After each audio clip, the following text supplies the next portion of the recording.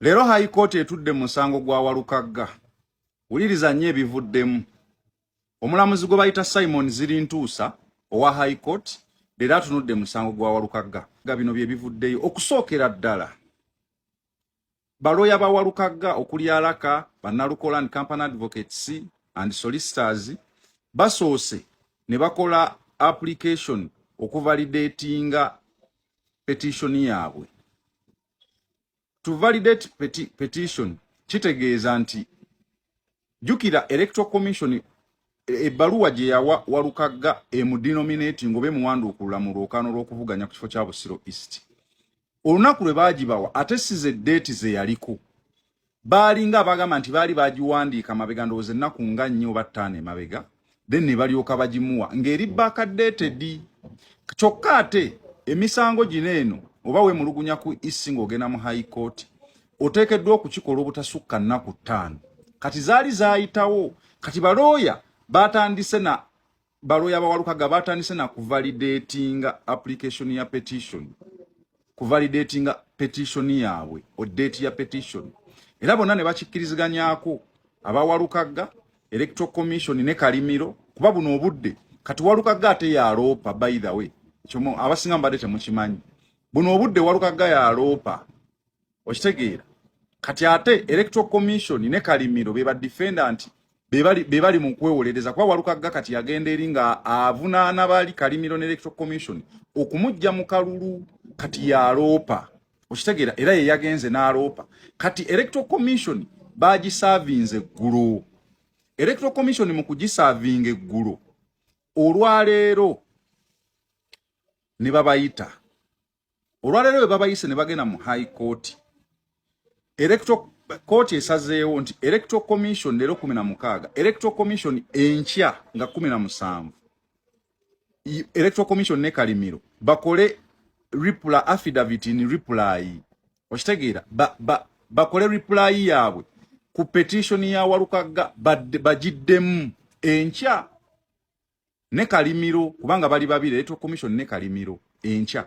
Kati ng'ennaku z'omwezi 18 Walukagga alina okusubmitinga rejoinder okitegeera, alina okukola rejoinder ne submission ye okusinzira ku ebyo Electoral Commission affidavit in reply Electoral Commission gyegenda okukola enkya. Kati olunaku oludandaddako nga 18 Walukagga naye ne balooya be bakole rejoinder ne submission nga badda mu ebyo Electoral Commission byekoze eki byewandiise.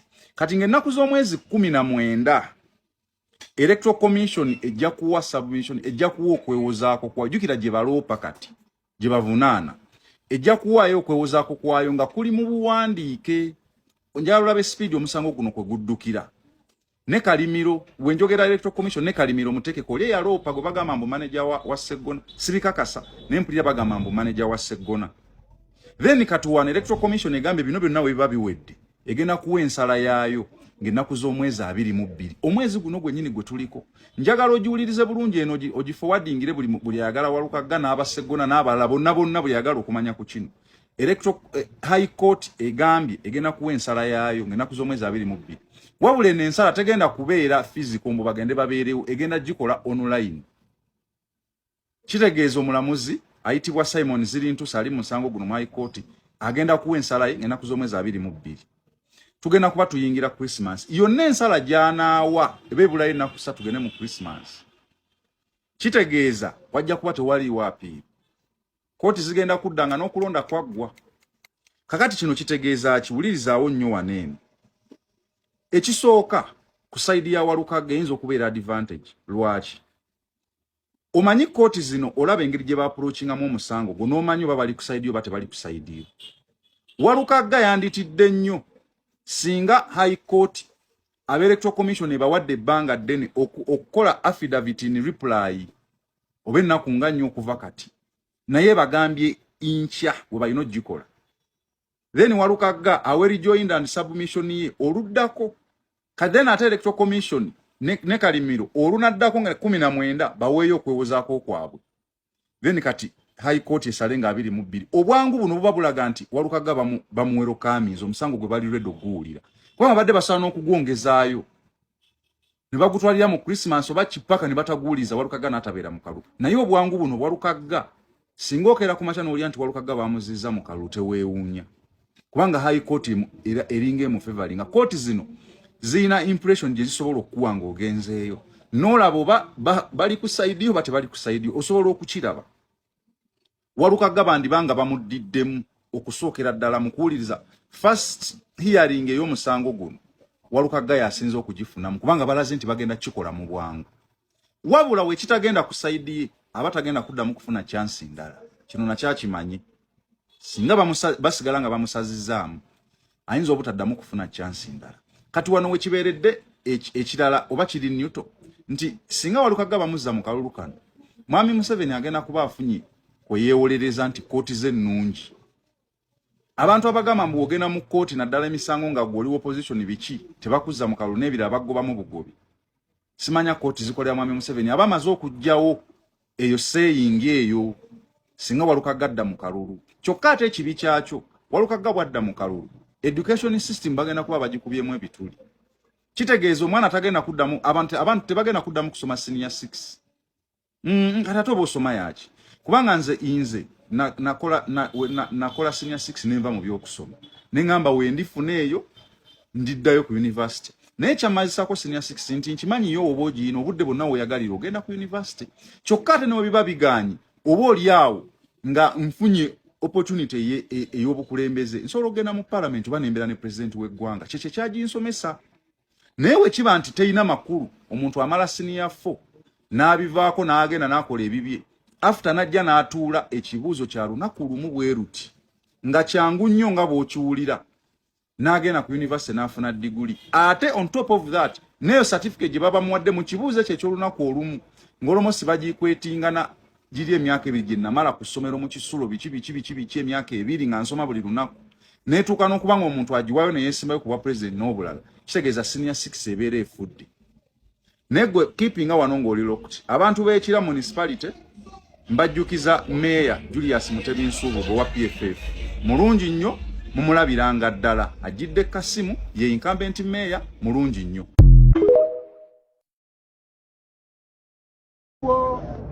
Ennono y'amateeka egamba nti oyo ali mu musango talina ate kutakulula bigere ate agende ku bisukka kw'ebyo bye yaleeta mu kooti. Bw'oba wawaaba ng'okaayanira kibanja ate totuuka wakatikati n'ogamba nti naye n'omukyala yamutwalirako. Tusuubira nti bannaffe bajja kukuuma ennono eyo babeere ng'ebyo bye tuleese byebyo bye baddamu. Kyokka ate era mu ngeri y'emu singa basukka we balina okukuma ne tuzuula ng'ekyo kye baleese kiyinza okukosa omuntu waffe. Munnanga amateeka gano nga tuddamu nga tugattaganjula nga tudduka mangu ew'omulamuzi nti bano basusse we balina okukoma. Naye atusuubizza n'agamba nti singa oli anadduka n'ayita ewaabwe nja kumugolola ettumba ebyo sijja bifaako by'anaaba aleese nja bisuula mu kasero. Ekyo kye kituleetedde obutaba nakweraliikirira. Ye nga lwaki tweraliikirira nga twaleeta ensonga zonna ennywevu mu buwandiike ne tuziteeka mu kkooti. Tusuubira nti omulamuzi oyo ajja kukola bwenkanya ng'era kaakano bw'abadde akoze bw'atandise okuwulira ensonga yaffe mu bwangu. Ekyo nakyo tukijaguze.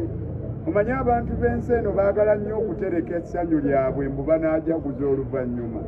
So nga ate buli lunaku lw'oliwo ng'oli mulamu jaguza ekyo ky'oba otuuseeko.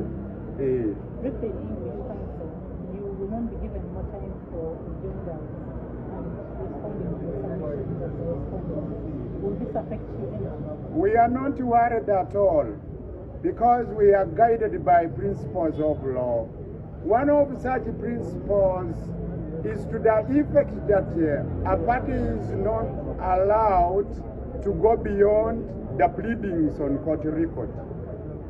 So I believe our colleagues, our land friends for the respondents will not cross the bar. They will be within. The pleadings will be on the record, and it's that the pleadings on the record which will guide us in the course of making our submissions.